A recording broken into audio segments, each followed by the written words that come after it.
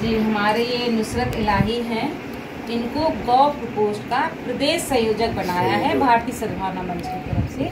और हम इनका सम्मान करते हैं, इनकी भावनाओं का सम्मान करते हैं, गौभक्ति का सम्मान करते हैं और इनकी कर्मठता, योग्यता जो राष्ट्र इसके लिए है, देश इसके लिए है, उसके लिए हम नमन है इनके लिए।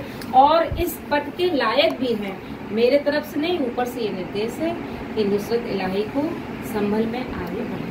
नुसरत इलाही जी, क्या कहना चाहेंगे आज आपको जो जिम्मेदारी मिली है? मैं माननीय इंद्रेश जी का और अपनी बहन जी का शुक्रिया अदा करता हूँ और जो जिम्मेदारी मुझे दी है मैं उसका पर पूरा खरा उतरूँ। ठीक। जिला संयोजक हमारे गुलफाम भाई, इनका तो हृदय से बहुत बहुत शुक्रिया, क्योंकि ये संभल हमको लेके आए, इनकी वजह से ही पहचान मिली है। ठीक, इसलिए इनके तो हमेशा ही आभारी हैं।